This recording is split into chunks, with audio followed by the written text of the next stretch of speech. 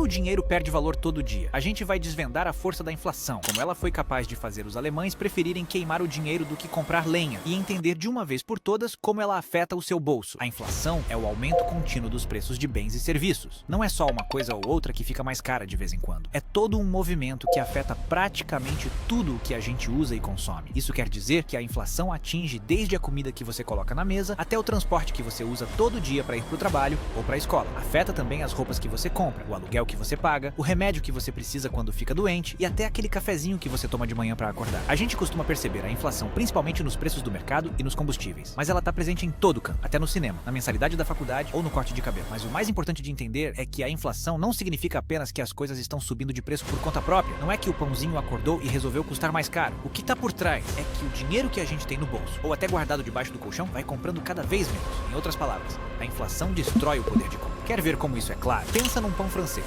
Em 2010, você ia numa padaria e comprava esse pãozinho por uns 30 centavos. Em 2025, dependendo de onde você mora, o mesmo pãozinho pode custar R$1 ou até mais. Vamos pensar no litro de gasolina. Em 2010, o preço médio era em torno de R$2,60. Hoje, em muitos lugares do Brasil, esse valor passa fácil dos R$6. E em alguns casos, até R$7.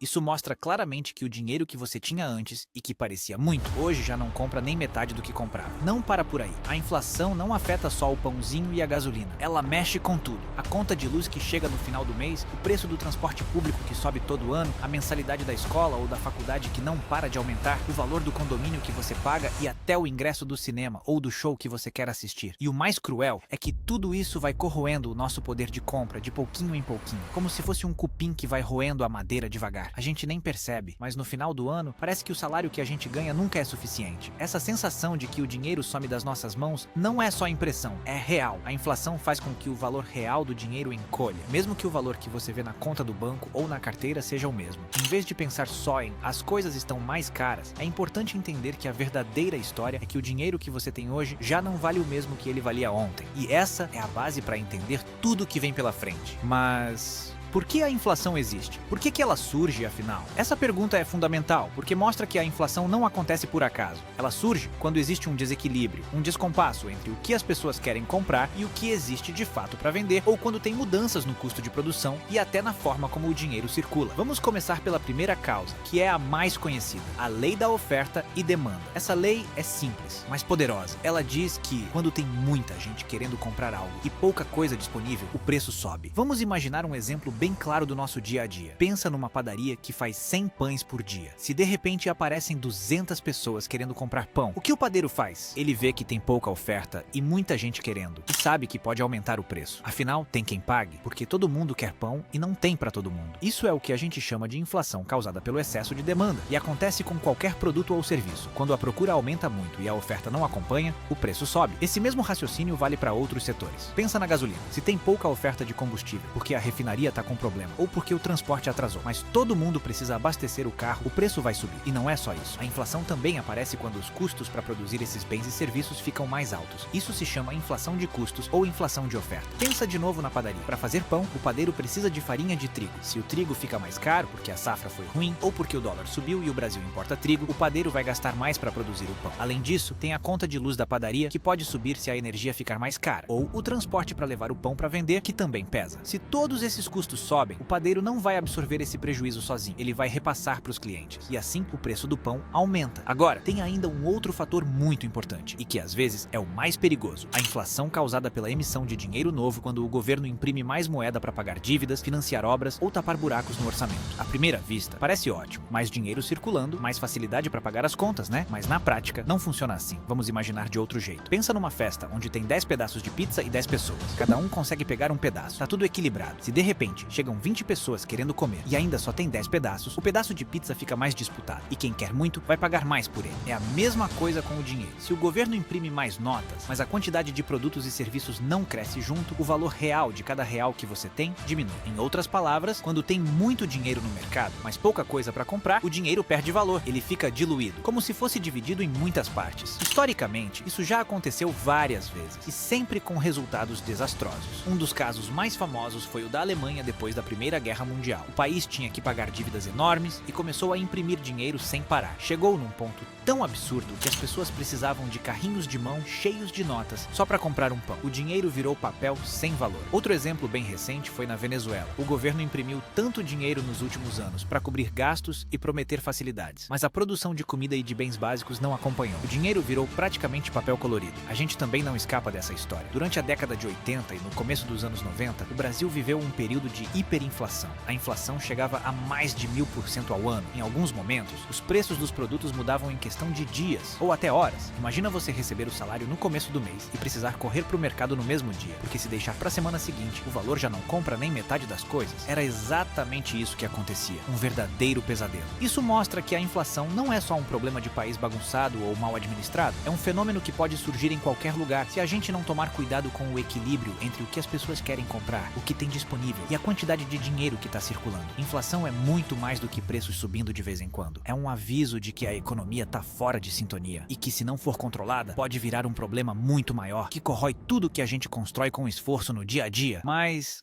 calma, nem toda inflação é ruim. É importante entender que a inflação em si não é um vilão absoluto. Ela pode ter um lado saudável, que faz parte do funcionamento normal de uma economia. Uma inflação baixa e controlada é até considerada um sinal de que a economia está viva, está respirando. Mostra que as pessoas estão comprando, que as empresas estão vendendo, que existe um movimento natural de consumo e produção. Esse tipo de inflação é um termômetro que indica que a economia está aquecida, mas sem exageros. No Brasil, por exemplo, existe a chamada meta de inflação, definida pelo Banco Central, que costuma ficar entre 3% e 4% ao ano. Essa meta serve como uma bússola para a economia, ajudando empresas, governos e famílias a planejarem o futuro sem grandes sustos. Quando a inflação está dentro dessa faixa, ela não traz grandes preocupações. Um pouco de inflação ajuda a economia a se movimentar. Se os preços nunca subissem, empresas teriam menos incentivo para investir e crescer, porque não haveria expectativa de aumento de receita. O problema começa quando a inflação foge desse controle e passa a crescer demais. Quando ela dispara e fica muito acima desse nível considerado seguro, ela começa a virar um monstro. Vamos imaginar um exemplo bem prático. Se a inflação num país chega a 50% ao ano, isso significa que em apenas um ano, tudo que você comprava por R$100 vai custar R$150. E isso não é pouco. Significa que, mesmo que você não mude seus hábitos, o seu custo de vida vai subir de forma brutal. Imagina um país onde a inflação é de 100% ao ano. Isso quer dizer que os preços dobram a cada 12 meses. Você vai no mercado hoje e gasta R$200 para encher o carrinho. Daqui a um ano, para comprar exatamente as mesmas coisas, você vai gastar R$400.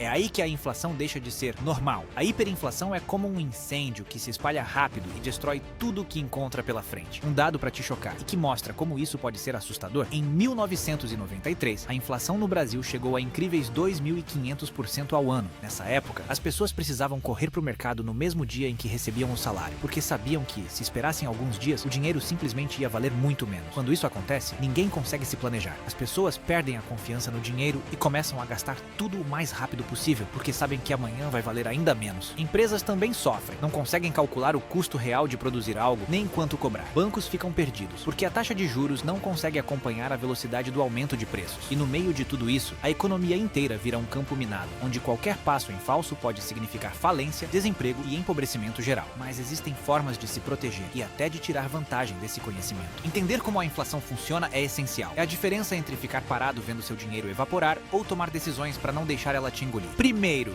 fuja do dinheiro parado. Dinheiro guardado sem render nada só perde valor com o tempo. Segundo, busque investimentos que acompanham a inflação, como o Tesouro IPCA, que cresce junto com os preços e ajuda a preservar seu poder de compra. Terceiro, aprenda mais sobre finanças e acompanhe a economia. Informação é poder, e entender como a inflação funciona já é um passo enorme para evitar que ela destrua o seu dinheiro. E claro, compartilha esse vídeo com quem também precisa entender por que tudo parece mais caro e o que dá para fazer para não ficar para trás. Até o próximo vídeo e bora aprender juntos!